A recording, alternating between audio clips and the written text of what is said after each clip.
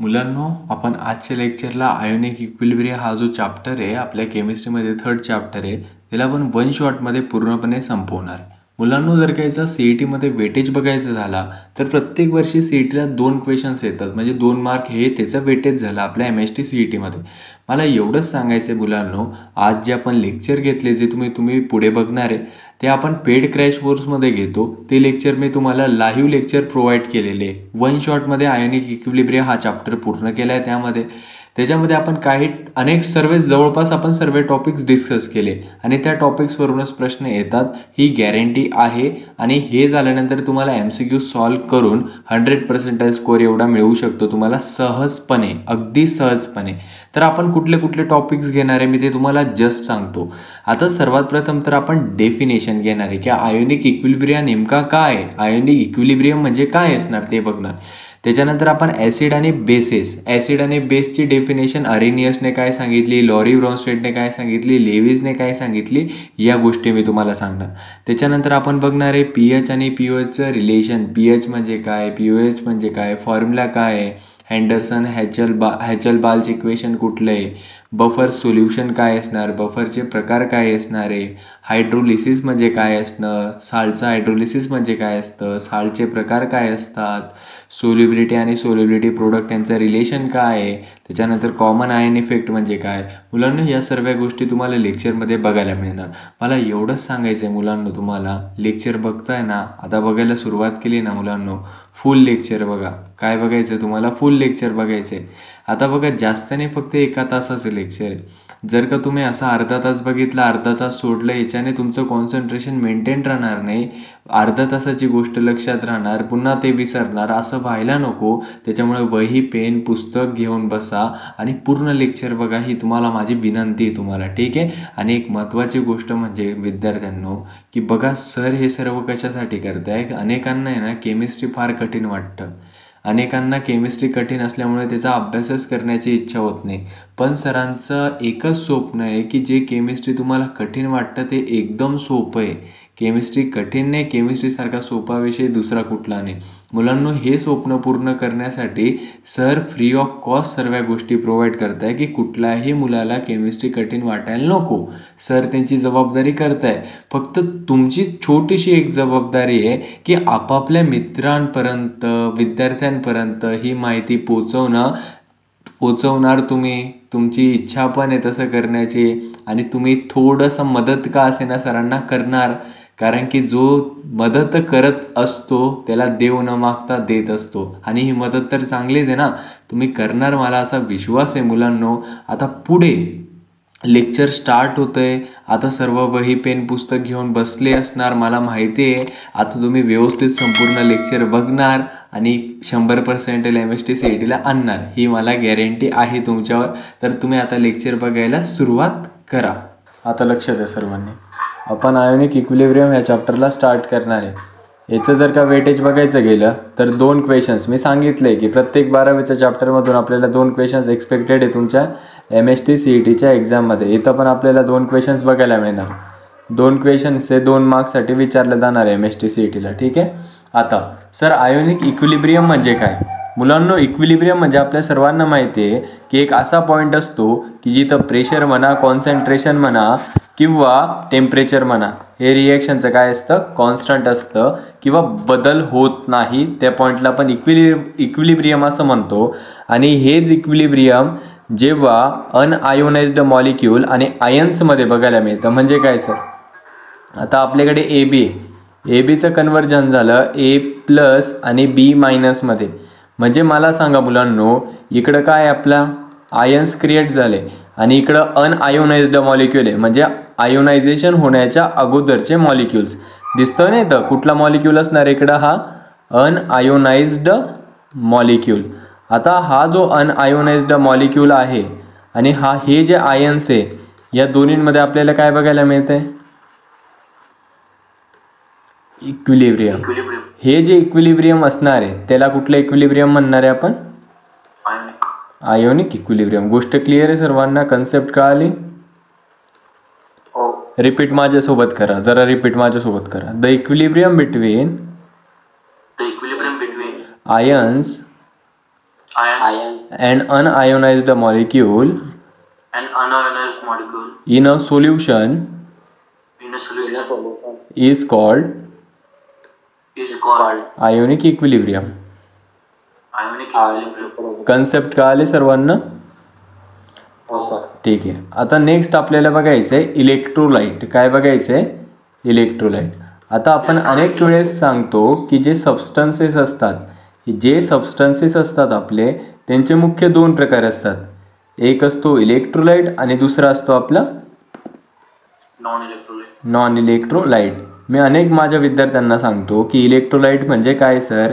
एखादा असा सबस्टन्स की ज्याला आपण पाण्यामध्ये टाकल्यानंतर त्याचं ब्रेकडाऊन होतं, डिसोसिएशन होतं, त्या सबस्टन्सला काय म्हणतो आपण?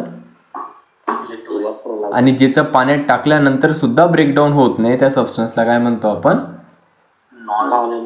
मुलांना एवढी गोष्ट क्लिअर सर्वांना? हां. आता पुढे बघा. इलेक्ट्रोलाइट म्हणजे काय सर? ज्याचं ब्रेकडाऊन होणार. आणि नॉन इलेक्ट्रोलाइट म्हणजे काय? ज्याचं होणार नाही. आता हा जो इलेक्ट्रोलाइट असतो त्याचे पुन्हा दोन प्रकार असतात. एक असतो आमचा स्ट्रॉंग इलेक्ट्रोलाइट. एक कुठला इलेक्ट्रोलाइट असतो? स्ट्रॉंग इलेक्ट्रोलाइट आणि वीक इलेक्ट्रोलाइट. Very good. एक असणार आहे स्ट्रॉंग इलेक्ट्रोलाइट आणि दुसरा कुठला असणार आहे? Weak electrolyte. आता जो पाण्यामध्ये टाकल्यानंतर एकदम कम्प्लिटली डिसोसिएट होतो, थोडे सुद्धा मॉलिक्यूल शिल्लक राहत नाही, त्याला कुठला इलेक्ट्रोलाइट म्हणतो सर आम्ही? Strong electrolyte. आणि जो पार्शियली डिसोसिएट होतो किंवा इनकम्प्लिटली डिसोसिएट होतो त्याला कुठला इलेक्ट्रोलाइट म्हणतो आम्ही? Weak electrolyte. आता स्ट्रॉंग इलेक्ट्रोलाइट जो असतो त्याचे दोन प्रकार असतात. किती प्रकार असतात? दोन. एक असतो स्ट्रॉंग ॲसिड. एक कुठला असतो? स्ट्रॉंग ॲसिड आणि स्ट्रॉंग बेस. Very good. आणि वीक इलेक्ट्रोलाइटचे किती असणार सर पुन्हा प्रकार? वीक ॲसिड आणि weak base. Basic thing clear आहे सर्वांना? ठीक आहे. Weak acid and weak base. आता हे झाले इलेक्ट्रोलाइटचे प्रकार. आता पुढे महत्त्वाचा प्रश्न विचारला जाणार आहे तुम्हाला डिग्री ऑफ डिसोसिएशनवर. कुठल्या टॉपिकवर येणार आहे क्वेश्चन? डिग्री ऑफ डिसोसिएशन, ज्याला आपण कशाने रिप्रेझेंट करत असतो? अल्फाने. आता डिग्री ऑफ डिसोसिएशन म्हणजे काय? माझ्यासोबत फॉर्म्युला रिपीट करायचा आहे. Alpha is equal to number of moles dissociated upon total number of moles. हा फॉर्म्युला कसला असणार आहे आपला? डिग्री ऑफ डिसोसिएशनचा फॉर्म्युला असणार आहे. ठीक आहे. फॉर्म्युल्यामध्ये जर का विचारलं की नंबर ऑफ मोल्स डिसोसिएटेड दिले आणि टोटल नंबर ऑफ मोल्स दिले आणि अल्फा विचारलाय, तुम्ही फॉर्म्युल्यामध्ये पुट टाकून सिम्पली आन्सर काढू शकता सर्व. ठीक आहे. आता हे एक असतो डिग्री ऑफ डिसोसिएशन आणि दुसरा असतो पर्सेंटेज डिसोसिएशन किंवा पर्सेंट डिसोसिएशन. काय असतो दुसरा? Percent dissociation. सर याच्यामध्ये काय करतो मुलांना? फॉर्म्युला आपण तोच टाकतो, फक्त फॉर्म्युल्याला कशाने मल्टिप्लाय करतो आपण? 100 ने करतो. गोष्ट कळाली सर्वांना? आता पुढे आपण अत्यंत महत्त्वाची गोष्ट बघणार आहे ॲसिड आणि बेस. आता ॲसिड आणि बेस जे आहेत यांना 3 थेरीजने 3 डेफिनेशन सांगितले. किती थेरीज सांगितल्या? 3 थेरीज. चला सांगा लवकर. कुठल्या कुठल्या होत्या त्या? लुईस एक होती sir. Very good. Arrhenius theory.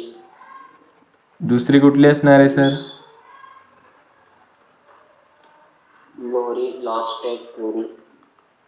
आणि तिसरी कुठली असणार आहे सर?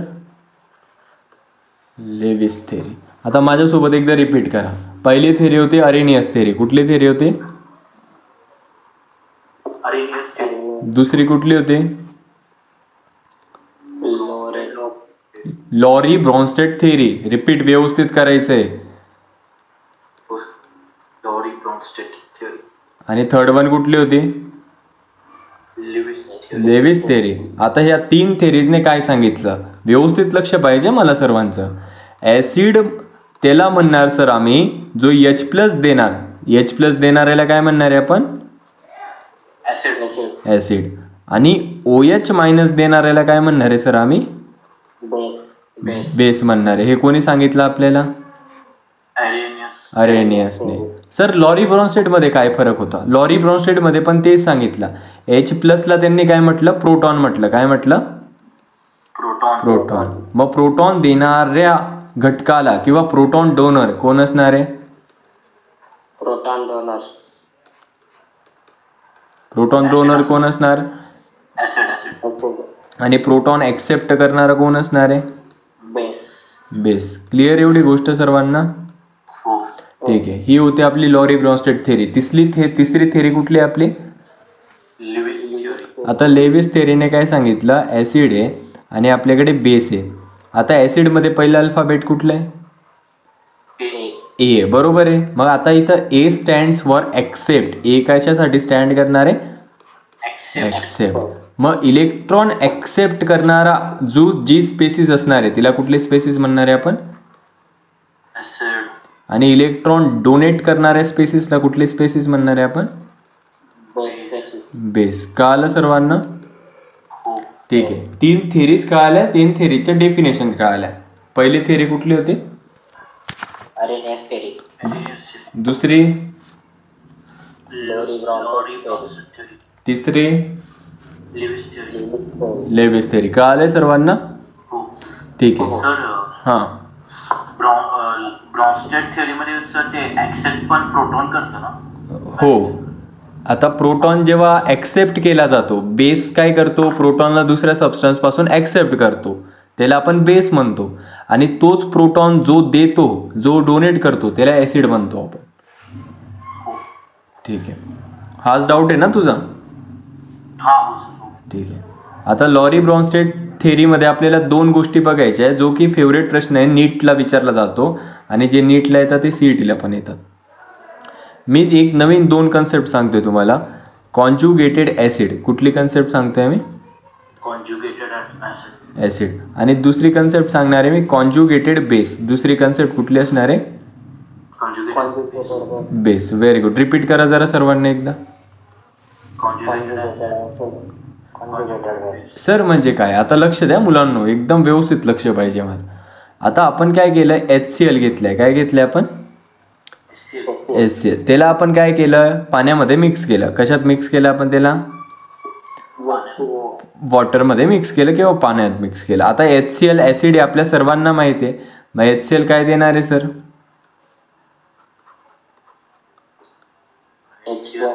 डोनर असणार. हां. मग H+ देणार आहे.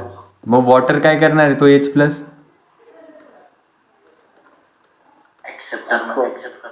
मग काय तयार होणार आहे सर? हा H+ या 2 H ने घेतला, काय तयार होणार? H3O+.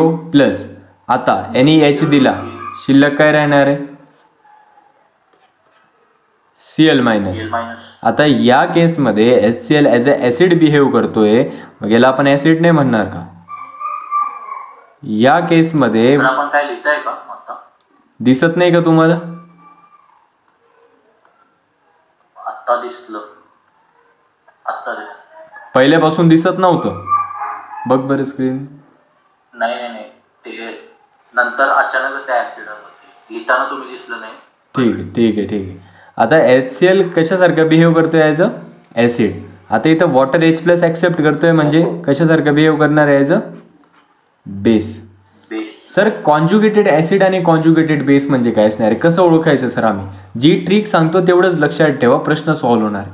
आता जेव्हा पण कॉन्जुगेटेड ऍसिड आणि कॉन्जुगेटेड बेस लिहायचं आहे तुम्हाला, तेव्हा रिॲक्टंट साईडला नाही बघायचंय, प्रोडक्ट साईडला बघायचंय. कोणा साईडला बघायचंय? प्रोडक्ट साईडला. आता प्रोडक्ट साईडला मला तुम्ही सांगा, H+ कोणाकडे?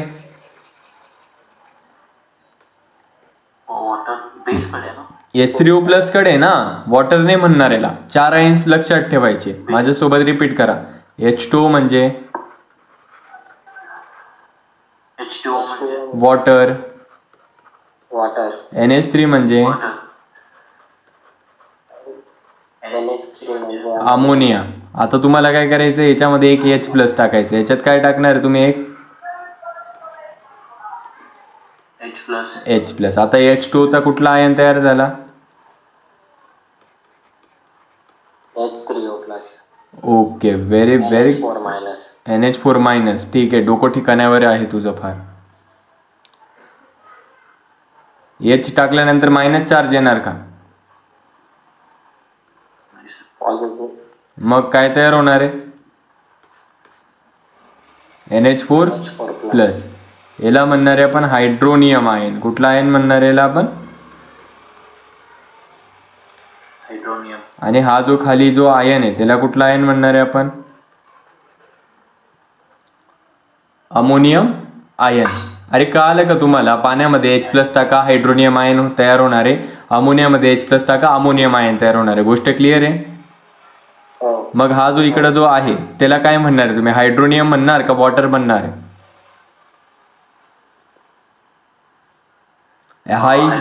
हायड्रोनियम आयन आहे. ठीक आहे. मग आता मला प्रोडक्ट साईडला सांगा, H+ कोणाकडे? H3O+ कडे ना.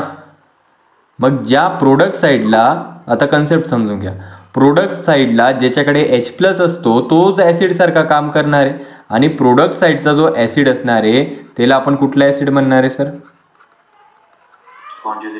Conjugated acid. आता हा Cl- तर ॲज अ बेस काम करणार प्रोडक्ट साईडला. मग प्रोडक्ट साईडला जो ॲज अ बेस काम करतो त्याला कुठला बेस म्हणणार तुम्ही? Conjugated base. मग उद्या उठून विचारलं की ह्या रिॲक्शन मधला कॉन्जुगेटेड ॲसिड आणि कॉन्जुगेटेड बेस पेअर ओळखा, तर माझ्या विद्यार्थ्यांना नाही ओळखता येणार का? ठीक आहे, व्हेरी गुड. आता गोष्ट लक्ष द्या. आता इमेजिन करा हा H+ आहे आणि हा इकडे N, इकडे H आणि इकडे H आणि इकडे H आहे. आता मुलांना मला सांगा, याच्याकडे लोन पेअर आहे, याने लोन पेअर H+ ला दिले. तुम्हीच सांगा हा इलेक्ट्रॉन काय करतोय? आणि हा इलेक्ट्रॉन काय करतोय? Accept. मग हा इलेक्ट्रॉन ऍक्सेप्ट करणार आहे, तो कशासारखा कार्य करणार आहे? ऍसिड सारखा. आणि हा इलेक्ट्रॉन डोनेट करणार आहे, तर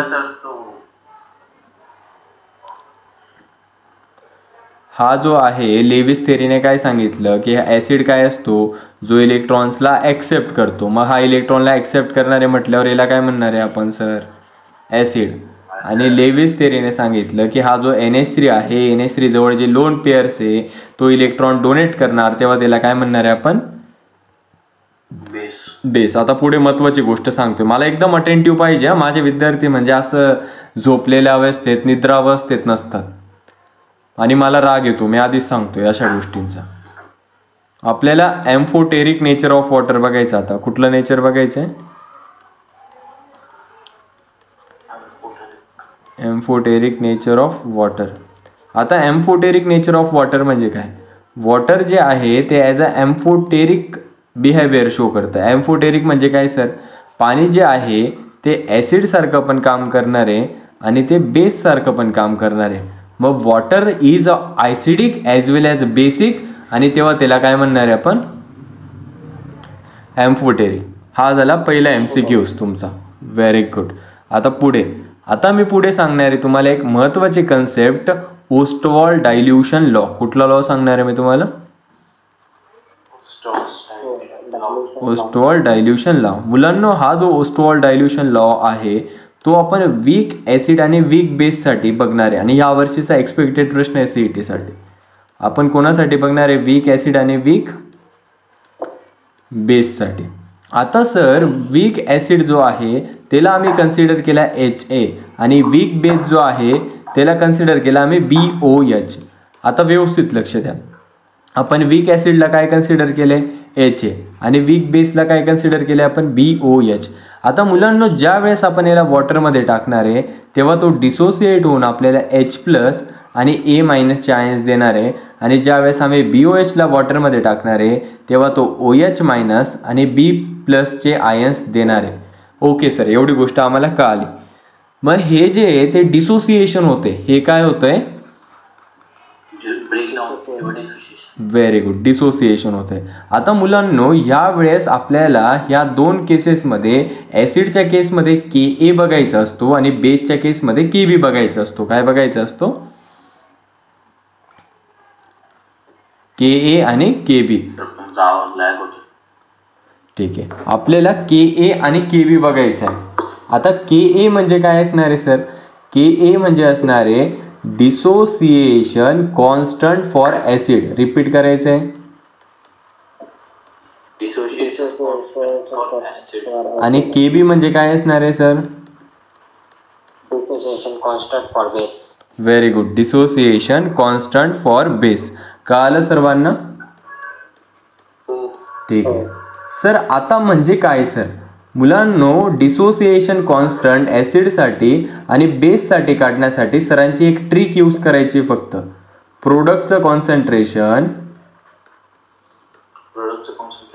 अपॉन रिएक्टंटचं कॉन्सन्ट्रेशन. ठीक आहे, व्हेरी गुड. आता सेम गोष्ट बेससाठी पण ॲप्लिकेबल असणार. म्हणजे काय? प्रोडक्टचं कॉन्सन्ट्रेशन अपॉन रिएक्टंटचं कॉन्सन्ट्रेशन. आता मला तुम्हीच सांगा, या केसमध्ये प्रोडक्ट कोण कोण आहे? एच एच्या केसमध्ये एच 2 आहे ना. आता एच एचं ब्रेकडाऊन झालं, एच प्लस आणि ए मायनस मिळाला. मग प्रोडक्ट काय झाला सर? एच प्लसचं कॉन्सन्ट्रेशन झालं आणि ए मायनसचं कॉन्सन्ट्रेशन झालं. आणि प्रोडक्ट साईडला एच ए म्हटल्यावर एच एचं कॉन्सन्ट्रेशन झालं का नाही झालं? झालं सर. के बी मध्ये काय? हो, गिवन असणार आहे. याच्यावर बेस्ड आपल्याला याची व्हॅल्यूज दिलेली असणार आहे आणि के ए आणि के बी फाइंड करायचं असणार आहे. क्लिअर? ठीक आहे. हे फॉर्म्युलेस क्लिअर मुलांना सर्वांना? हो सर. ठीक आहे. आता पुढे जाऊ आपण. हा झाला आपला ओस्टवॉल्ड डायल्युशन लॉ. आता पुढे अत्यंत महत्त्वाची गोष्ट मी सांगतोय, काही फॉर्म्युलेस सांगतोय, तेवढे रिमेंबर ठेवायचे. ठीक आहे. आता मी के एचं तुम्हाला एक फॉर्म्युला सांगितला की के ए म्हणजे प्रोडक्टचं कॉन्सन्ट्रेशन अपॉन रिएक्टंटचं कॉन्सन्ट्रेशन सांगितलं. आता तुम्हाला के ए आणि अल्फाचं रिलेशन बघायचं आहे. के ए आणि कोणाचं रिलेशन बघायचं आहे? अल्फा. आणि इकडं पण आपल्याला के बी आणि अल्फाचं रिलेशन बघायचं आहे. माझ्यासोबत सर्वांनी फॉर्म्युला रिपीट करायचा आहे. K A is equal to alpha square C, K B is equal to alpha square C. मुलांना अल्फा म्हणजे मी आत्ताच सांगितलं तुम्हाला, डिग्री ऑफ डिसोसिएशन. सी म्हणजे काय असणार सर? Molar concentration. सी म्हणजे काय असणार आहे? Molar concentration. आणि के ए के बी तर आम्हाला माहिती सर, के ए म्हणजे डिसोसिएशन कॉन्स्टंट फॉर ॲसिड आणि के बी म्हणजे डिसोसिएशन कॉन्स्टंट फॉर बेस. आता हे झालं रिलेशन अल्फाचं आणि के एचं. गोष्ट क्लिअर आहे? आता आपल्याला के ए के बी आणि व्हॉल्यूम कोणाकोणाचं रिलेशन बघायचं आहे? Very good. म्हणजे काय सर? आपल्याला के ए आणि के बी या दोन्हींचं रिलेशन व्हॉल्यूम सोबत बघायचे. मुलांनो, आता एक गोष्ट लक्षात ठेवायची, कॉन्सन्ट्रेशन जे असतं ते व्हॉल्यूमच्या इन्व्हर्सली प्रपोर्शनल असतं. कॉन्सन्ट्रेशन व्हॉल्यूमच्या कसं प्रपोर्शनल असतं सर? इन्व्हर्सली. मग मला सांगा तुम्ही, मी C is equal to 1/v लिहू शकतो? हां. मग आता आपण फॉर्म्युला बघितला ना, K A is equal to alpha square C, K B is equal to आपण फॉर्म्युला बघितला अल्फा स्क्वेअर सी. मग K A is equal to सीच्या जागेवर काय लिहिणार आपण? Very good, very good. आणि K B is equal to काय लिहिणार आहे आपण? Alpha square upon V. Okay, clear? ठीक आहे. आता मला अल्फा स्क्वेअर फाइंड करायचं आहे. मग alpha square is equal to काय लिहिणार मी? के ए इंटू व्ही. इथं मी अल्फा स्क्वेअर म्हणजे काय लिहिणार? के बी इंटू व्ही. आता इथं टेकिंग अ स्क्वेअर रूट करा. मग काय होणार आहे? Under root of K A into V. इथं पण टेकिंग अ स्क्वेअर रूट करा. काय मिळणार? K B into V. मुलांनो, अल्फाचं, व्हेरी गुड, अल्फाचं आणि सीचं रिलेशन विचारलं तर तुम्ही सांगणार आहे, बघा लक्ष द्या व्यवस्थित, अत्यंत महत्त्वाची गोष्ट सांगतोय मी. आता इकडं आपण alpha square is equal to K A upon C लिहू शकतो. म्हणजे सर इथं आम्हाला कळालं की अल्फा जो आहे तो रूट सीच्या इन्व्हर्सली प्रोपोर्शनल आहे. बरोबर? आणि इथं अल्फा जो आहे तो व्हॉल्यूमच्या काय प्रोपोर्शनल आहे सर? स्क्वेअर रूट ऑफ व्हॉल्यूमच्या काय आहे ते डायरेक्टली प्रोपोर्शनल. हे दोन्ही रिलेशन यावर्षी बघायला मिळणार, हा व्हॉल्यूमचा आणि हा कॉन्सन्ट्रेशनचा. आता पुढे आता बघायचं आपल्याला फॉर्म्युला बघायला मिळणार किंवा फॉर्म्युल्याच्या व्हॅल्यूज दिलेल्या असणार. KB दिला, व्हॉल्यूम देणार, अल्फा विचारणार. आता पुढे आपल्याला बघायचंय ऑटो आयोनायझेशन ऑफ वॉटर. अजून एक होतं सर विचार. सर तुम्ही ते रूट मधलं अप्रॉक्सिएशनचं काय ट्रिक शिकवू शकता कधी तर आपल्याला वेळ असेल तर? ठीक आहे, मी शिकवणार. Basic mathematics useful in chemistry ते शिकवणार. ठीक आहे. हां, आता ऑटो आयोनायझेशन ऑफ, हां ठीक आहे. आता लक्ष द्या व्यवस्थित. आपल्याला ऑटो आयोनायझेशन ऑफ वॉटर बघायचं आहे. मी जेवढं सांगतो माझ्यासोबत तेवढं रिपीट करा, ठीक आहे ना. मी सर्व काही शिकवू शकत नाही, पण जे शिकवणार ते सर्व काही असणार. दोन्ही गोष्टी समजून घ्यायच्या. मी सर्व काही शिकवू शकत नाही, पण जे शिकवणार ते सर्व काही असणार. आता KW इज इक्वल टू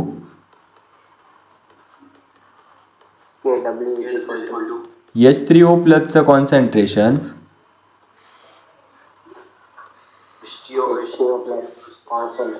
आणि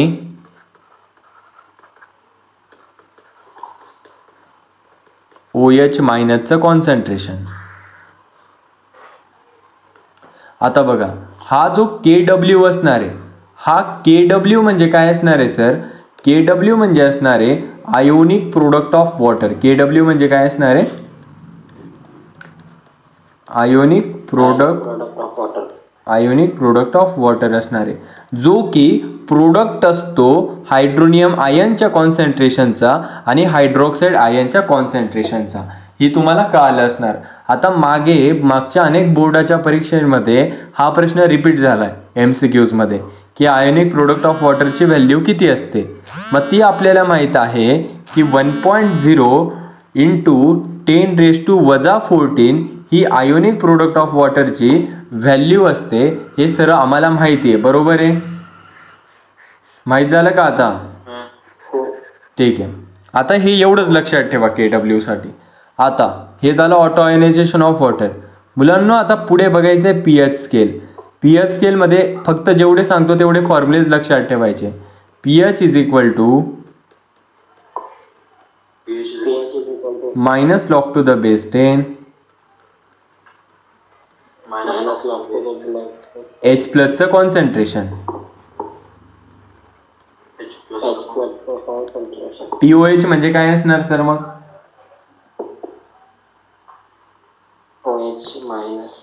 OH मायनसचं कॉन्सन्ट्रेशन. ठीक आहे, हे झाले pH आणि POH साठी. पुढचं pH plus POH is equal to 14. ठीक आहे, हे 3 फॉर्म्युलेज कळाले सर्वांना? हो सर. Okay, very good. आता POH दिलाय, pH विचारलाय, काढता येणार? POH ची व्हॅल्यू 14 दिली. लवकर काढा pH किती.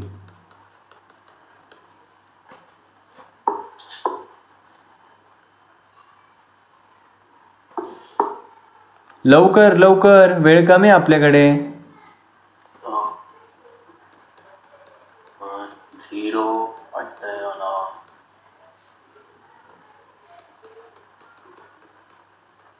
0 वाटतंय मला सर. 1 असणार ना कृष्णा?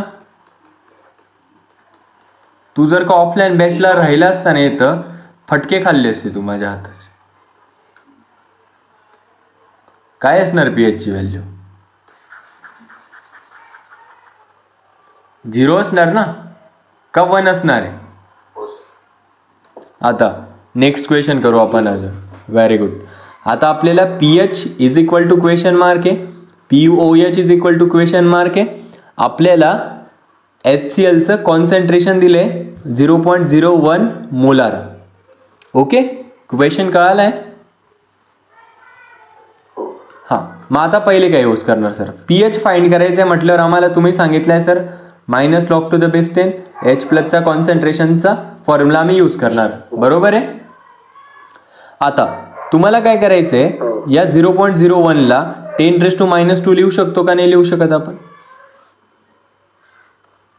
आता HCl जो असणार तो H+च कॉन्सन्ट्रेशन असणार ना ऍसिड असल्या कारणामुळे. मग H+चं कॉन्सन्ट्रेशन किती आला? 10⁻² -2. Very good. आता आपण काय केलं, ही व्हॅल्यू या फॉर्म्युल्यामध्ये पुट केली. -log⁻10 H+चं कॉन्सन्ट्रेशन 10⁻² आहे, बरोबर आहे. आता हा मायनस आणि हा मायनस कसं करायचं लक्ष द्या. हा मायनस आणि हा मायनस काय होणार आहे? प्लस. आणि या 2ला तुम्ही पुढे घेऊन येणार आहे, लॉगला विसरणार आहे. म्हणजे pH ची व्हॅल्यू किती आली सर आमच्याकडे? 2. आता सर pH आणि pOH यांचं रिलेशन आम्हाला माहिती आहे सर 14 असणार आहे. मग pH आम्हाला मिळाला आहे सर 2. 2 + pOH = काय होणार आहे सर? 14. म्हणजे pOH = काय होणार सर? 14 - 2 म्हणजे pOHचं उत्तर किती येणार सर? 12. कळालं? pH पण काढला, pOH पण काढला. कळालं सर्वांना?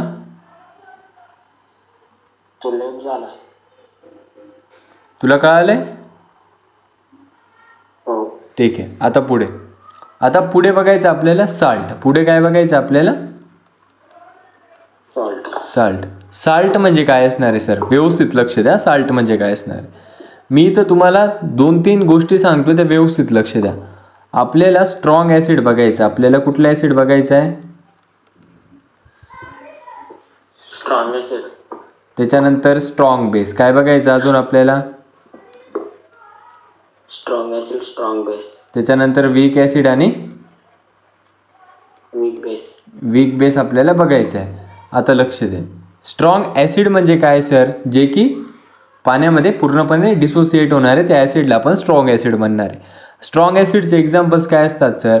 HCl झाला, H2SO4 झाला, हे सर्वच्या सर्व काय असणार आहे? आपले स्ट्रॉंग ऍसिड्स असणार आहे.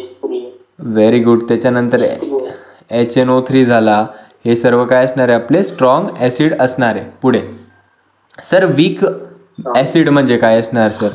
वीक ऍसिड काय असणार आहे सर? जसं की CH3COOH झाला, ॲसिटिक ॲसिड झाला, HCOOH झाला, हे सर्व काय असणार आहे? वीक ॲसिड असणार आहे. आणि स्ट्रॉंग बेस काय असणार आहे सर? जसं की NaOH झाला, त्याच्यानंतर KOH झाला, या 2 गोष्टी काय आहे सर? स्ट्रॉंग बेस आहे. आता वीक बेस म्हणजे काय असणार आहे सर? जसं की NH4OH झाला, हे सर्व काय असणार आहे? वीक बेस असणार आहे. या गोष्टी कळाल्या तुला? ठीक आहे. या 4 गोष्टी आपल्याला कळाल्या. आता मी जे सांगतोय व्यवस्थित लक्ष दे. आता साल्टचे प्रकार बघायचे, टाइप्स ऑफ साल्ट बघायचे, म्हणजे साल्टचे आपल्याला प्रकार बघायचे आहेत. किती असणार सर?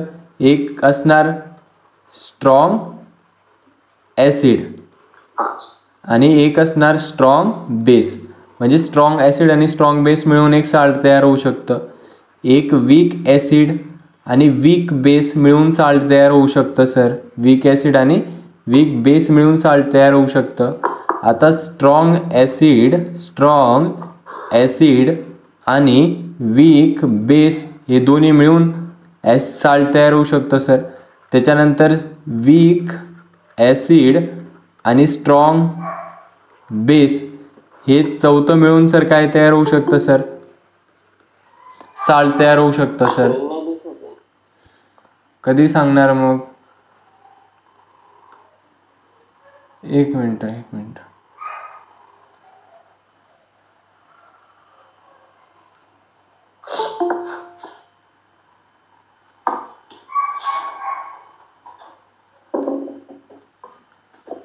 तुझा काय प्रॉब्लेम आहे प्रणव?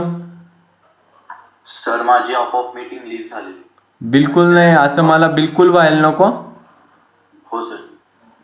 ठीक आहे. साल्टचे मी तुम्हाला प्रकार सांगितले. साल्टचे प्रकार जे आहे ते मी तुम्हाला सांगितले. एक असणार स्ट्रॉंग ॲसिड, स्ट्रॉंग बेस असणार. दुसरा वीक ॲसिड, वीक बेस असणार आहे. तिसरा स्ट्रॉंग ॲसिड आणि वीक बेस असणार आहे. चौथा वीक ॲसिड आणि स्ट्रॉंग बेस असणार आहे.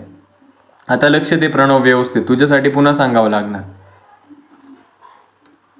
आपण स्ट्रॉंग ॲसिड सांगितलं जसं की HCl, H2SO4, HNO3. Weak acid सांगितलं CH3COOH, SCOH. वीक बेस सांगितलं NH4OH आणि स्ट्रॉंग बेस सांगितले NaOH आणि KOH. कळालं? हो. ठीक आहे.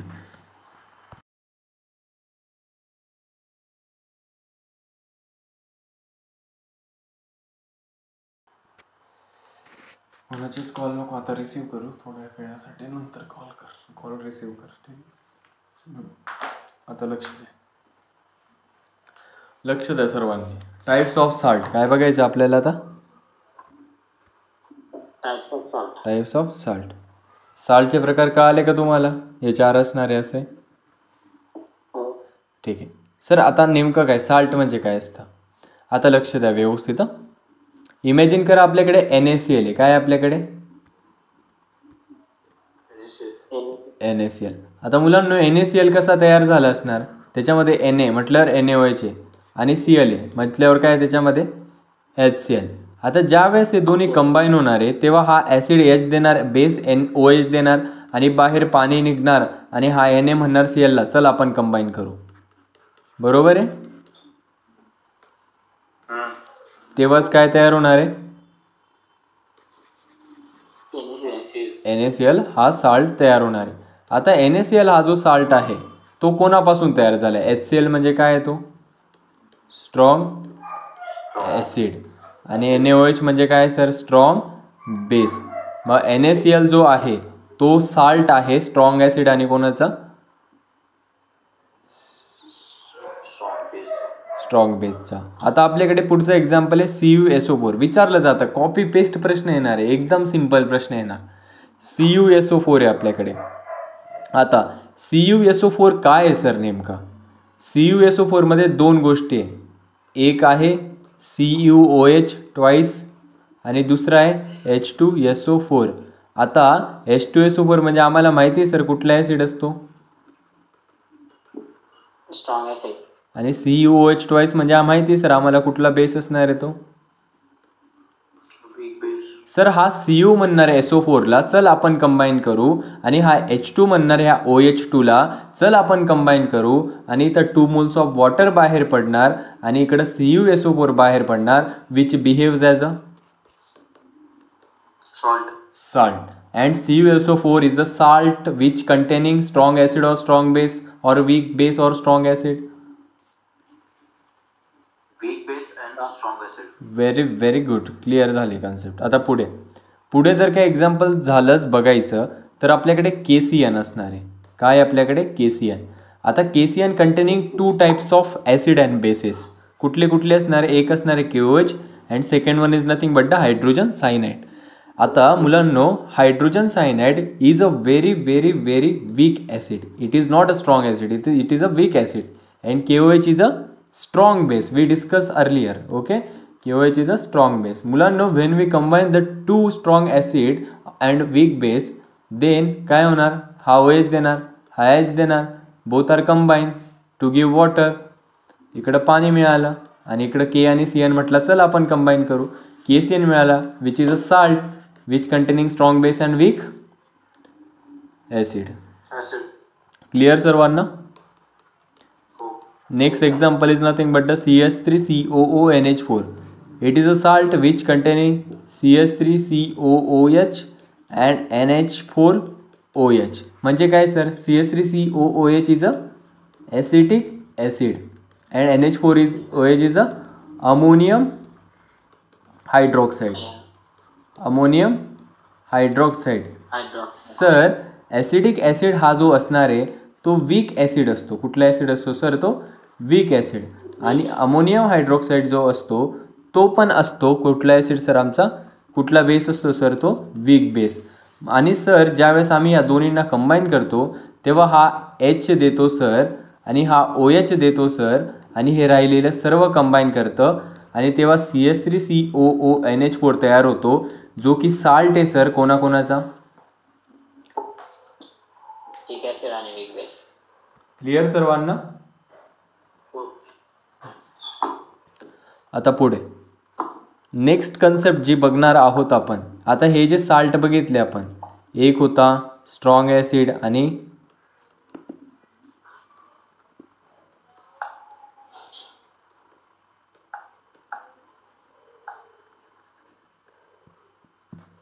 तिसरा असणार आहे salt of strong acid and weak base. चौथा असणार आहे salt of strong base and weak acid. That are the 4 types of salts. आता प्रश्न कुठला येणार आहे समजून घ्यायचं आहे व्यवस्थित एकदम. आता नेचर ऑफ सोल्युशन विचारलं जाणार आहे. काय विचारलं जाणार आहे? Nature of solution. Nature of solution. Second question विचारला जाणार आहे नेचर ऑफ सोल्युशन. झालं सर, बस मोर दॅन इनफ आहे. नेचर ऑफ सोल्युशनच विचारलं जाणार. आता जेव्हा साल्ट स्ट्रॉंग ॲसिड आणि स्ट्रॉंग बेसचा असणार आहे तेव्हा सोल्युशनचं नेचर हे नायदर ॲसिडिक नॉर बेसिक. काय सांगितलं मी? Nor basic. म्हणजे ॲसिडिक पण नसणार आहे आणि बेसिक पण नसणार आहे. Very good. आता म्हणजे त्याच्यामध्ये हायड्रोलिसिस होणार का सर? नाही. Very very good. हायड्रोलिसिस होणार नाही. गोष्ट क्लिअर आहे सर? एकदम शॉर्ट डेफिनेशन काय सर हायड्रोलिसिस? ठीक आहे सांगतो मी. आता बघा हायड्रोलिसिस म्हणजे काय, लक्ष दे व्यवस्थित. आता आपण काय करतो, आपण वॉटर घेतो. काय घेतले आपण? वॉटर.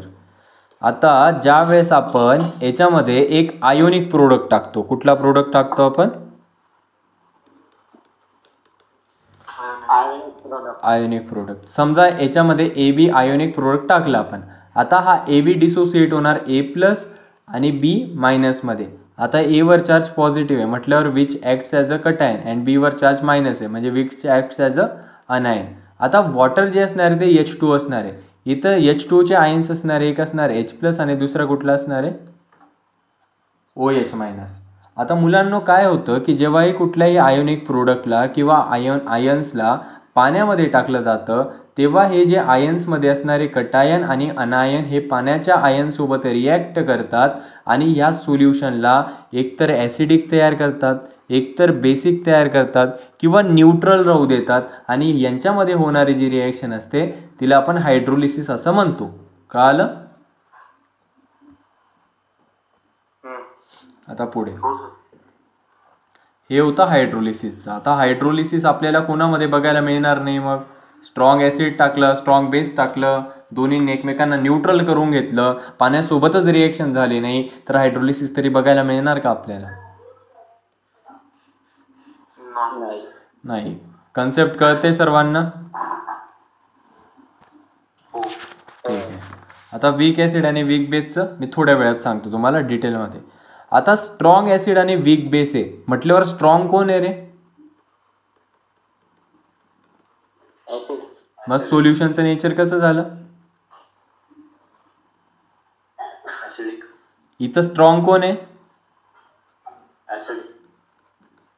बेस. सोल्युशनचं नेचर काय झालं? बेसिक. आता जे साल्ट ज्याच्यामध्ये वीक ॲसिड आणि वीक बेस असतं, वीक ॲसिड आणि वीक बेस असणारं जे साल्ट असतं ते 3 प्रकारचं नेचर शो करतं. किती प्रकारचं नेचर शो करतं ते? 3. एक असतं ॲसिडिक. एक कुठलं असणार आहे? Acidic, basic, neutral. न्यूट्रल. आता लक्ष द्या मुलांना. ज्या वेळेस Ka ची व्हॅल्यू ही Kb पेक्षा मोठी असणार तेव्हा सोल्युशन हे ॲसिडिक असणार आहे. ज्या वेळेस Kb ची व्हॅल्यू Ka पेक्षा मोठी असणार तेव्हा सोल्युशन हे बेसिक असणार आहे. आणि ज्या वेळेस Ka आणि Kb या दोन्हींच्या व्हॅल्यू जेव्हा सेम असणार तेव्हा सोल्युशन हे न्यूट्रल असणार आहे. हे सांगितलं वीक ॲसिड वीक बेससाठी. आता लक्ष द्या. आपण सर आयोनिक इक्विलिब्रियम हा चॅप्टर बघितला होता. आता त्याचा आपला डे 6 चालू आहे.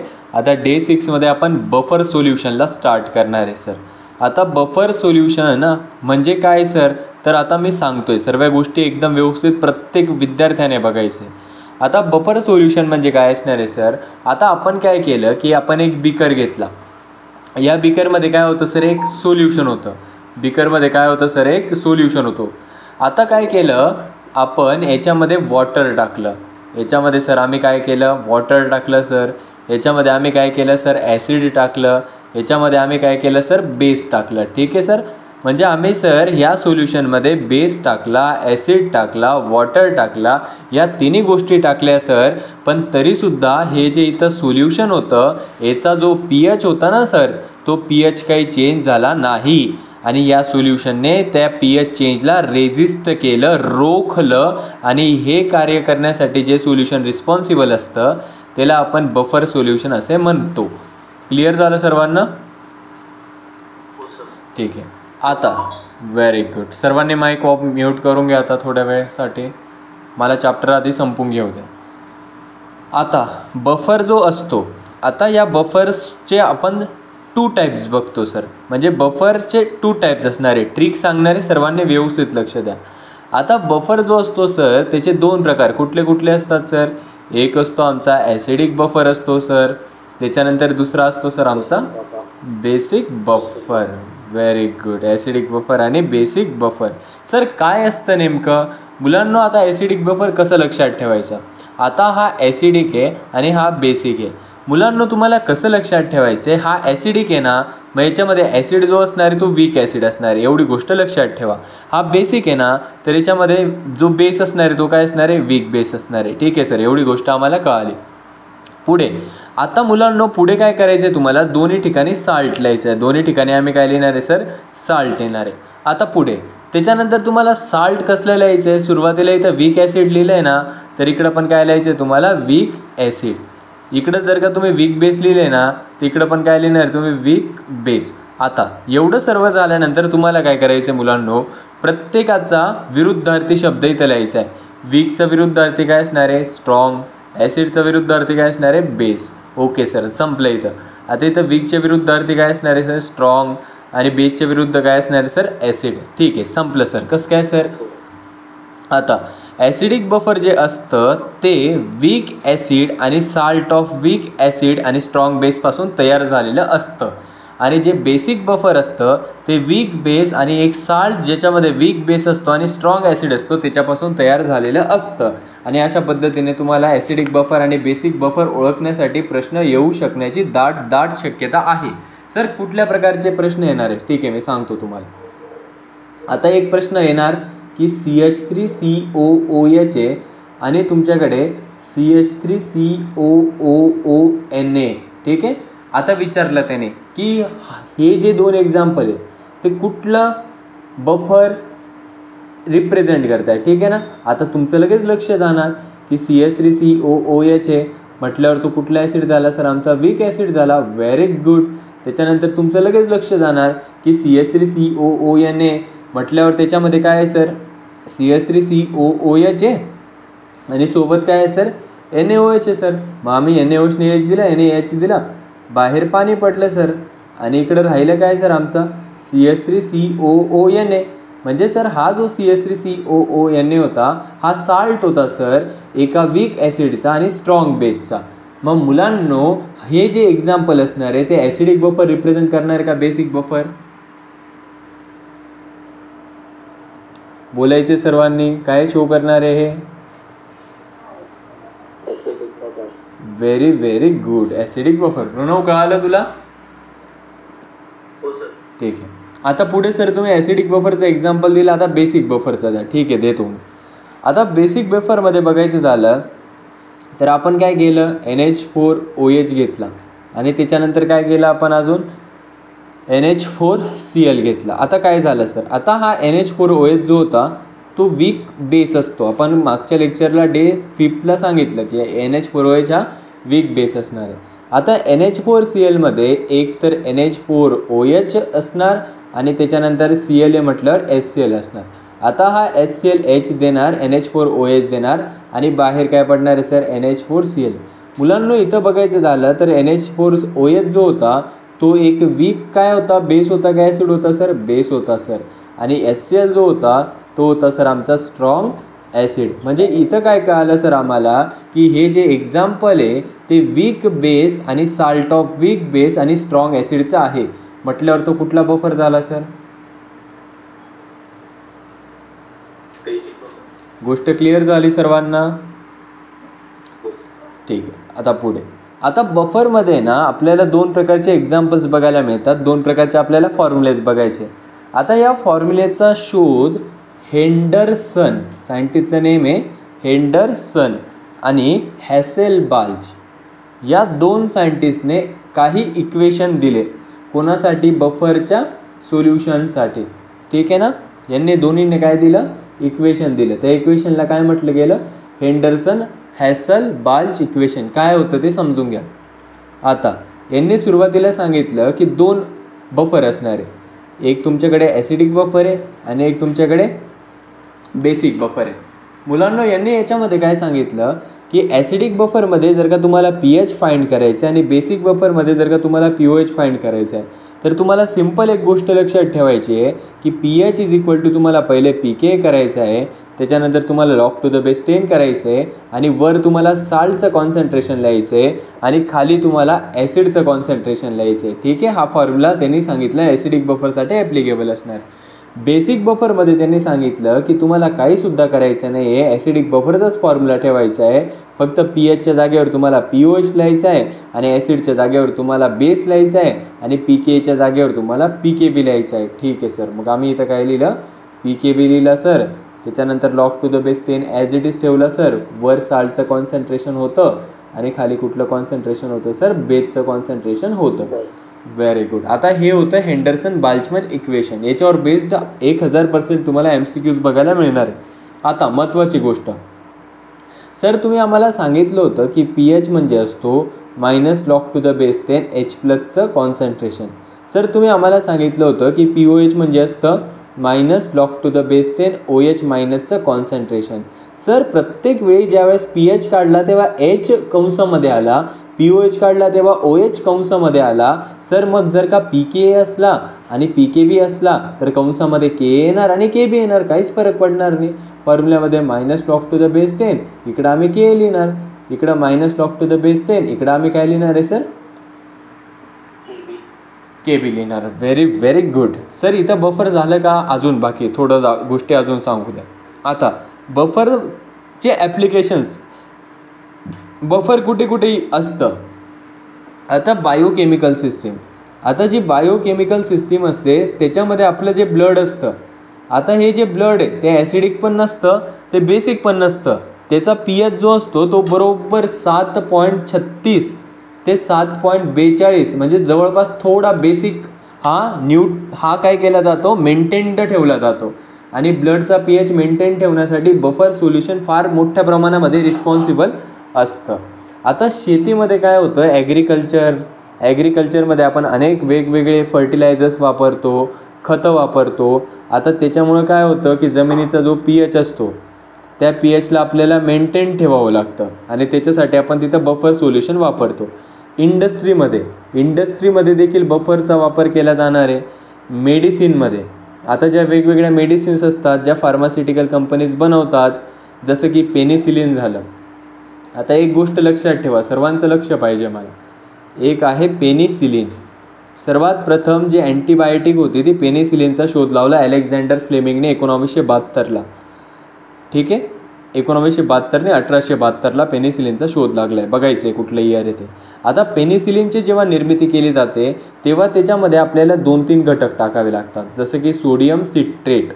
आपण त्याच्यामध्ये मिक्स करणारे सोडियम सिट्रेट. आता ज्यावेळेस आपण त्याच्यामध्ये सोडियम सिट्रेट मिक्स करतो तेव्हाच ही मेडिसिन एकदम छान उत्तमरित्या काम करते.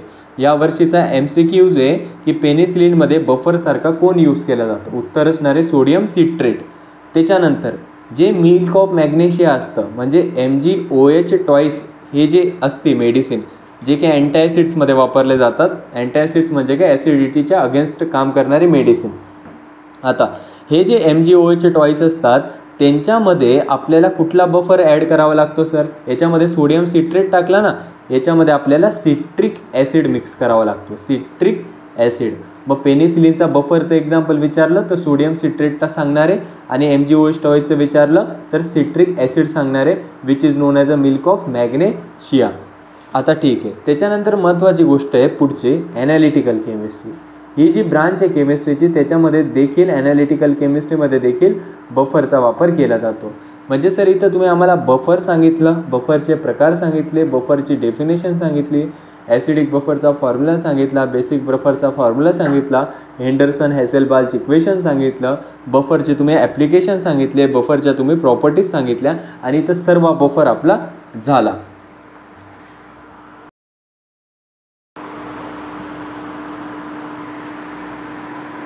आता आपण पुढे बघणार आहे सर सोल्युबिलिटी प्रोडक्ट. पुढे काय बघणार आहे सर आम्ही आता?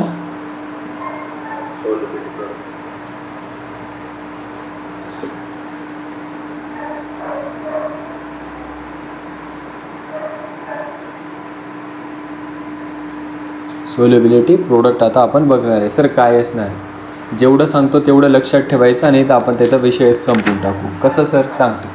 आता मुलांनो आता एक आपण जस्ट एक रिएक्शन कन्सिडर करू. ठीक आहे, रिएक्शन पण असू द्या, जसं सांगतो तुम्हाला तसं लक्षात ठेवा फक्त. आता आपण सोल्युबिलिटी प्रोडक्ट, आता लक्ष द्या सर्वांनी व्यवस्थित. आपण आता सोल्युबिलिटी प्रोडक्ट हा टॉपिक शिकतोय. आता याच्यामध्ये काय होतं, एक प्रश्न विचारला जातो की सोल्युबिलिटी प्रोडक्ट आणि सोल्युबिलिटी प्रोडक्ट आणि सोल्युबिलिटी यांचं आपल्याला रिलेशन विचारलं जातं. आता मुलांनो याची ट्रिक आपण एवढी छान सांगितली की प्रत्येक विद्यार्थ्याला आपण ज्यांना शिकवलं त्यांना येते. आता सोल्युबिलिटी प्रोडक्ट जो असतो त्याला आपण KSP ने डिनोट करतो आणि ही जी सोल्युबिलिटी असते त्याला आपण S ने डिनोट करतो. आणि आता आपण इथं रिलेशन KSP आणि Hचं बघतो. आता मुलांनो रिलेशन काय असणार, कसं असणार ते मी तुम्हाला सांगतोय, व्यवस्थित बघा. आता रिलेशन कसं लक्षात ठेवायचं त्याचं सर. आता KSP is equal to, repeat करायचं आहे, x की पावर x, y की पावर y, s की power x plus y. Finish. इथं आपलं सोल्युबिलिटी प्रोडक्ट आणि सोल्युबिलिटीचं रिलेशन फिनिश झालं. कळालं सर्वांना? सर प्रश्न कसा येणार आणि आम्ही अटेम्प्ट कसा करणार सर ते महत्त्वाचं आहे. ओके, मी सर्व सांगणार आहे, काही सुद्धा सोडणार नाही. आता बघा हे आपल्याकडे रिलेशन आलं आहे. आता मी 2-3 एक्झाम्पल्स घेतो, त्याच्यावरच बेस्ट तुम्हाला तुमच्या CETला प्रश्न बघायला मिळणार. एक घेणार आहे आपण AgBr, दुसरं घेणार आहे आपण PbI2, तिसरं घेणार आहे आपण AlOH3. हे 3 एक्झाम्पलचा आपण आता अभ्यास करणार. एक AgBr सांगितलं, दुसरं PbI2 सांगितलं आणि तिसरं AlOH3 सांगितलं. आता होतं काय बघा, आता हा जो AgBr आहे त्याचं डिसोसिएशन होऊन आपल्याला Ag आणि Br मिळतोय. ठीक आहे सर. आता हा जो PbI2 आहे त्याचं डिसोसिएशन होऊन आपल्याला Pb आणि 2 I मिळत आहे. ठीक आहे सर. हा जो AlOH3 आहे त्याचं डिसोसिएशन होऊन आपल्याला Al आणि 3 OH बघायला मिळत आहे सर. आता सर चार्ज कसा द्यायचा आम्ही, चार्ज पण सांगतो. चला ठीक आहे. आता इकडे Ag लिहा, इकडं Br लिहा, इकडं Pb लिहा, इकडं I लिहा, इकडं Al लिहा, इकडं OH लिहा. सर काय करायचं पुढे. आता हा जो Ag आहे, Ag किती मुलांना इथं, Br किती इथं, Pb किती इथं, I किती इथं, Al किती इथं, OH किती आहे, 3. आता सर आता आम्हाला काय करायचं, व्हेरी गुड प्रणव. आता आपल्याला काय करायचे, क्रिस क्रॉस मेथड यूज करायची. कुठली मेथड यूज करायची, क्रिस क्रॉस. आता या Ag जवळ 1 गेला म्हणजे त्याच्या डोक्यावर +1 चार्ज आला ना, Br वर कुठला येणार आहे -1. कळालं? ठीक आहे. आता हा इकडे गेला, क्रीज झाला, मग Pb वर चार्ज कुठला आला +2 आणि हा I जवळ क्रॉस झाला म्हणजे याच्यावर चार्ज कुठला आला सर -1. सर हा 3 तिकडे गेला, क्रीज झाला, Al वर चार्ज कुठला आला सर +3. सर OH वर कुठला चार्ज येणार आहे sir very good very good very good. कळालं इथपर्यंत? आता मुलांना आता लक्ष द्या. आता हा जो Ag आहे तो इथं किती आहे, 1 आहे सर. Br किती आहे सर 1 आहे. आता मी काय सांगतोय लक्ष द्या, हे Agच्या बाजूला किती पॉवर आहे, किती संख्या आपल्याकडे 1 आहे. आता इकडे बघायचं झालं तर Pb किती असणार आहे 1, Al किती असणार आहे 1. आता इथं Pbच्या बाजूला संख्या 1 आहे, Iच्या बाजूला संख्या 2 आहे, Alच्या बाजूला संख्या 1 आहे, OHच्या बाजूला संख्या 3 आहे. मुलांना आता काय करायचं आहे तुम्हाला, ह्या ज्या संख्या इकडे दिल्या त्या एक्सला रिप्रेझेंट करताय. कशाला रिप्रेझेंट करताय ते X. आणि इकडं जी संख्या दिसते ते कशाला रिप्रेझेंट करणार आहे सर? वायला.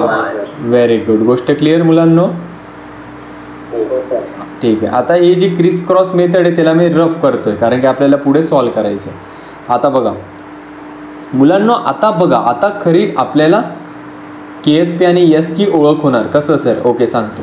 आता रिलेशन काय होतं आपलं? KSP is equal to X की पॉवर एक्स होता, वाय की पॉवर वाय होता आणि एस की पॉवर एक्स प्लस वाय होता. इथं पण सेम फॉर्म्युलेस तुम्हाला रिपीट करायचे. एक्स की पॉवर एक्स असणार, वाय की पॉवर वाय, एस की पॉवर एक्स प्लस वाय. इथं पण same KSP is equal to X की पॉवर एक्स, वाय की पॉवर वाय आणि एस की पॉवर एक्स प्लस वाय हे रिलेशन असणार आहे. मुलांनो बघायचं झालं तर एक्सची किंमत किती सर माझ्याकडे? 1. आता इकडं टाका. 1 जिथं दिसणार तिथं 1 टाकणार आणि वाय जिथं दिसणार तिथं पण काय टाकणार आहे सर आम्ही? 1. एस एक्स प्लस वाय म्हणजे काय येणार आहे? 1. म्हणजे सर माझ्याकडे उत्तर काय आलं sir? KSP is equal to 1. आता काय आलं? KSP इज इक्वल टू 1 की पॉवर 1 म्हणजे 1, 1 की पॉवर 1 म्हणजे 1. याचा काही संबंध नसणार आहे. काय आलं माझ्याकडे उत्तर? S square. गोष्ट का आली पहिले? आता दुसऱ्या ठिकाणी पण तेच करा. चला लवकर लवकर. एक्सच्या जागेवर काय टाकणार आहे तुम्ही? वायच्या जागेवर काय टाकणार आहे तुम्ही? आणि इथं S 1 प्लस काय करणार आहे तुम्ही? Very good. 2चा स्क्वेअर काय येणार आहे? 4. S काय येणार? 1 प्लस 2. मग KSP इज इक्वल टू काय आलं रिलेशन आपल्याकडे? Very good. आता इथं एक्सची किंमत काय टाकणार आहे तुम्ही? 1. वायची इथं 1 प्लस 3. 3चा क्यूब 3 त्रिक 9 बरोबर. 3चा क्यूब काय येणार आहे? 3 त्रिक 9 आणि 9 त्रिक 27. 9 त्रिक 27 ना. 3 त्रिक 9 आणि 9 त्रिक 27 आणि S 1 प्लस 3 काय येणार आहे? 4. हे सर्व आले KSPचं रिलेशन. याच्या बाहेरचा प्रश्नच तुम्हाला बघायला मिळणार. गोष्ट का आली? ठीक आहे. Very very good. KSP आणि Hचं रिलेशन पण आता इथं आपलं काय झालं सर? संपलं. आता मी पुढे जे सांगतोय लक्ष द्या व्यवस्थित. 3 रिलेशन सांगतोय मी, 3 गोष्टी सांगतोय. एक असतो आयोनिक प्रोडक्ट. एक कुठला प्रोडक्ट असतो? आणि एक असतो सोल्युबिलिटी प्रोडक्ट. एक कुठला प्रोडक्ट असतो आपला? Solubility product. आता मी मागे सांगितलं की सोल्युबिलिटी प्रोडक्टला आपण KSPने डिनोट करतो आणि आयोनिक प्रोडक्टला आपण IPने डिनोट करतो. बरोबर आहे. आता मी काय सांगतोय लक्ष द्या. आता जेव्हा आपला आयोनिक प्रोडक्ट आणि KSP प्रोडक्ट हे दोन्ही सेम असणार आहे तेव्हा सोल्युशन जे असणार आहे ते सोल्युशन असणार आहे सॅच्युरेटेड. काय असणार आहे सोल्युशन? सॅच्युरेटेड. आता ज्या वेळेस आयोनिक प्रोडक्ट हा मोठा असणार आहे सोल्युबिलिटी प्रोडक्टपेक्षा तेव्हा सोल्युशन जे असणार आहे ते असणार सुपर सॅच्युरेटेड. काय असणार आहे ते? Super saturated. परंतु ज्यावेळेस आयोनिक प्रोडक्ट हा सोल्युबिलिटी प्रोडक्टपेक्षा लहान असणार आहे तेव्हा सोल्युशन असणार आहे अनसॅच्युरेटेड. काय असणार आहे? आणि इथं महत्त्वाची गोष्ट लक्षात ठेवा. Very good. आता मी काय सांगतोय समजून घ्या व्यवस्थित. आता लक्ष द्या. आता हा जो सॅच्युरेटेड असणार आहे याच्यामध्ये आपल्याला प्रेसिपिटेट काय सांगितलं मी? हा आपल्याला बघायला मिळणार का सर? नाही. अनसॅच्युरेटेडमध्ये पण बघायला मिळणार नाही. परंतु एकाच ठिकाणी तो आपल्याला बघायला मिळणार आणि ते जे सोल्युशन असणार आहे ना सर ते काय असणार आहे आमचं? Super saturated. आता बघा कॉमन आयन इफेक्ट आपण बघतोय. आता कॉमन आयन इफेक्ट काय सांगतो आपल्याला? आपल्याकडे इमॅजिन करा हा एक छोटा मनुष्य आहे आणि आपल्याकडे इमॅजिन करा हा एक आपल्याकडे शक्तिशाली मनुष्य आहे. आता हा जो शक्तिशाली मनुष्य आहे याला आपण काय म्हटलं आहे? Strong electrolyte. हा शक्तिशाली एकदम, याला म्हणून आपण म्हटलं आहे स्ट्रॉंग इलेक्ट्रोलाइट. आणि हा जो आहे छोटा मनुष्य हा एकदम अशक्त आहे. हा एकदम काय? अशक्त. आणि त्याला म्हणणार आहे आपण वीक इलेक्ट्रोलाइट असं आपण त्याला म्हणणार आहे. सर काय सांगायचं आहे तुम्हाला? ओके मी सांगतोय बघा. कॉमन आयन इफेक्ट जो आहे तो सांगतो की जेव्हा वीक इलेक्ट्रोलाइटचं आयोनायझेशन होतं, म्हणजे आयन्समध्ये रूपांतर होतं. जेव्हा वीक इलेक्ट्रोलाइटचं आयन्समध्ये रूपांतर होतं स्ट्रॉंग इलेक्ट्रोलाइटच्या प्रेझेन्समध्ये, तेव्हा त्याचं हे जे आयोनायझेशन होतं ते सप्रेस केलं जातं, कारण की त्याची शक्ती अशक्त असल्या कारणामुळं शक्तिशालीच्या समोर कमी असते. थोडं कळालं? हो सर. ठीक आहे. मला एवढंच सांगायचं आहे मुलांना तुम्हाला येतं की वीक इलेक्ट्रोलाइट आहे हा जेव्हा स्ट्रॉंग इलेक्ट्रोलाइटच्या प्रेझेन्समध्ये आयोनायझेशन करणार आहे तेव्हा त्याचं आयोनायझेशन सप्रेस होणार आहे. आपण एक एक्झाम्पलच्याद्वारे बघू ते. आता इमॅजिन करा माझ्याकडे ॲसिटिक ॲसिड आहे CH3COOH, याचं आपण डिसोसिएशन केलं. डिसोसिएशन केल्यानंतर मला CH3COO- आणि सोबत H+ हे 2 आयन्स मिळाले. हा जो होता तो आमच्याकडे अनायन होता आणि हा जो असणार आहे आमच्याकडे काय असणार आहे सर कटायन. आता खाली काय केलं आपण सोडियम ॲसिटेट घेतला, म्हणजेच काय सर CH3COONA घेतला. ज्यावेळेस मी याचं डिसोसिएशन केलं तेव्हा मला CH3COO- आणि सोबत याच्यासोबत Na+ बघायला मिळाला. या केसमध्ये हा अनायन होता सर आणि या केसमध्ये हा कटायन होता सर. सर इथं आम्हाला अशी एक गोष्ट कळाली, बघा मी कन्सेप्ट सांगतोय. हा जो साल्ट आहे सर हा 2 गोष्टींपासून तयार झाला आहे सर. एक आहे CH3COOH आणि दुसरा आहे सर NaOH. मुलांना इथं आम्हाला कळतं आहे की NaOH हा सर काय कुठला बेस आहे सर स्ट्रॉंग बेस आहे सर. मग स्ट्रॉंग बेस असल्या कारणामुळे हा जो साल्ट असणार आहे तो स्ट्रॉंग असणार आहे आणि स्ट्रॉंग साल्टला आपण स्ट्रॉंग इलेक्ट्रोलाइट म्हटलं. काय म्हटलं त्याला आपण? Strong electrolyte. सर हा जो ॲसिटिक ॲसिड असणार आहे तो वीक ॲसिड आहे सर. आम्हा सर्वांना माहिती आहे वीक ॲसिड आहे म्हटल्यावर त्याला आम्ही काय म्हणणार वीक इलेक्ट्रोलाइट म्हणणार का नाही म्हणणार आहे सर? म्हणणार आहे सर.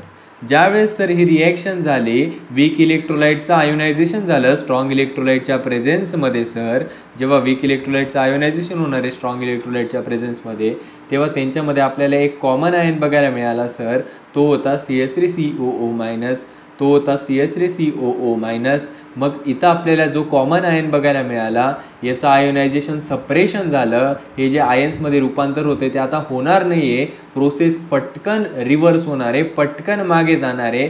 म्हणजे यांचं आयन्समध्ये रूपांतर होण्याचं थांबणार आहे, यांचं आयोनायझेशन काय होणार आहे सप्रेस होणार आहे. आयोनायझेशन काय होणार आहे सर सप्रेस होणार आहे. आणि पुढे जाणारी रिॲक्शन कुठे जाणार आहे सर बॅक साईडला जाणार आहे आणि बॅक साईडला रिॲक्शन गेल्यामुळे सर आयोनायझेशन सप्रेस होणार आहे. या सर्व गोष्टी करण्यासाठी जो इफेक्ट रिस्पॉन्सिबल होता सर त्याला कुठला इफेक्ट म्हटला सर आम्ही? Common ion effect. Very good. आणि इथं आपला कॉमन आयन इफेक्ट संपला. सोल्युबिलिटी अँड सोल्युबिलिटी प्रोडक्ट बघितलं, ॲसिड बेस त्याच्या 3 डेफिनेशन्स बघितल्या, बफरचं सोल्युशन, अशा अनेक गोष्टी बघितल्या. मुलांना मला फक्त तुम्हाला एवढंच सांगायचं आहे की आयोनिक इक्विलिब्रियम हा चॅप्टर संपला आहे. याच्यामध्ये 2 क्वेश्चन प्रत्येक वर्षी एक्सपेक्टेड असतात CETला आणि लेक्चरच्या बाहेरचा एक प्रश्न येणार नाही याची गॅरंटी मी देतो आणि प्रश्न सॉल्व करण्याची गॅरंटी तुम्ही द्या. दोन्ही मिळून 100% आणू आणि अशा पद्धतीने आपण इथं थांबूया. आपला आयोनिक इक्विलिब्रियमचा चॅप्टर पूर्णपणे संपला आहे.